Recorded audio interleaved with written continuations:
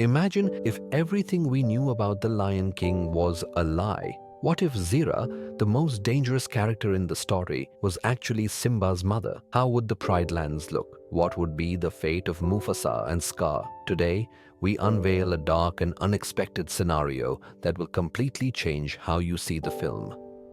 In this alternate world, Zira wasn't just an enemy of the throne.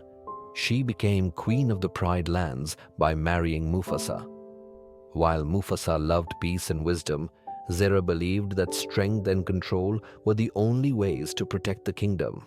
From the moment Simba was born, she began planting these ideas in him, turning him from an innocent cub into an ambitious heir who knew no mercy. Simba was raised by two completely different parents. Mufasa tried to teach him wisdom and justice, while Zira pushed him toward dominance and power.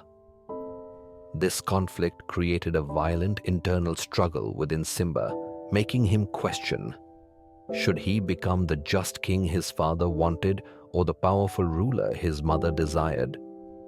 Over time, Zira's influence grew stronger, and Simba began to lean towards using force to solve his problems. The pivotal moment comes when Mufasa dies. But here, things are completely different. Zira didn't let the opportunity pass. Instead of feeling guilt, Simba was filled with anger and a thirst for revenge.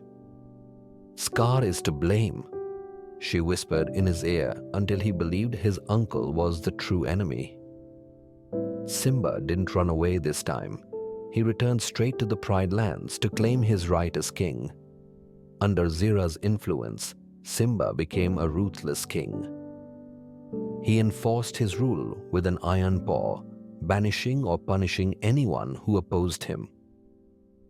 Even his childhood friends, Timon and Pumbaa, noticed the drastic change in his personality.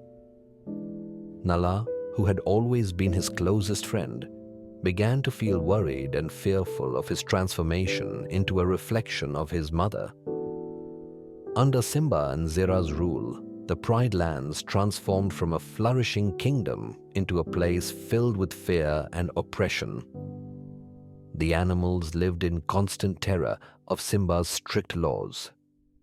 Anyone who resisted or showed any form of defiance faced harsh punishments, such as being exiled from the fertile lands or even public executions as a warning to others. But Simba's reign didn't just affect the animals. It also began to impact the environment and natural resources. Over time, the barren lands expanded, water sources dwindled, and forests dried up. This was the result of overexploitation and poor resource management. Animals that once lived in harmony started fighting over food and water, while Zira remained indifferent as long as power stayed in her son's hands.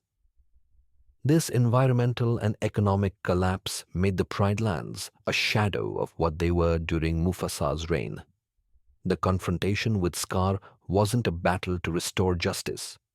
It was a bloody fight for revenge.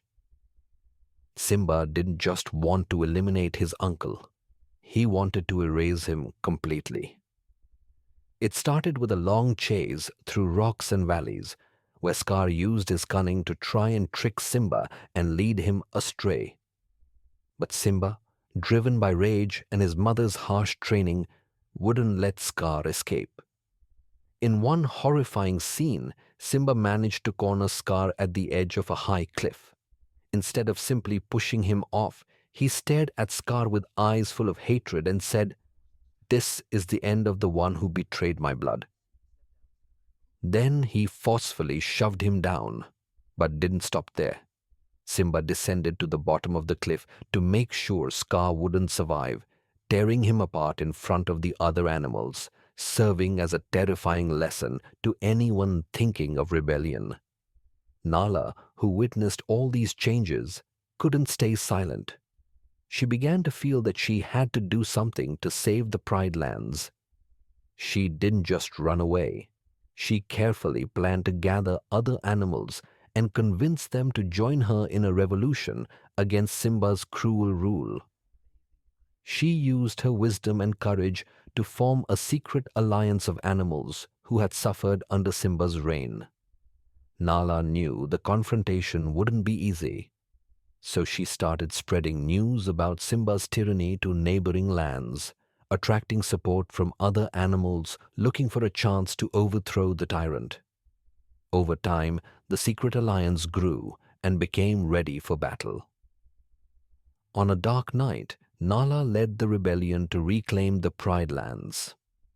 This battle wasn't just about power. It was a fight to restore the kingdom's spirit.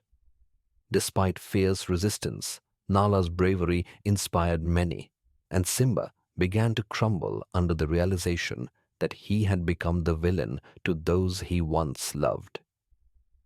In the end, the Pride Lands stood at a crossroads between fear and freedom. What would you have done in Nala's place? Share your thoughts in the comments, and don't forget to subscribe for more stories that will change everything you thought you knew.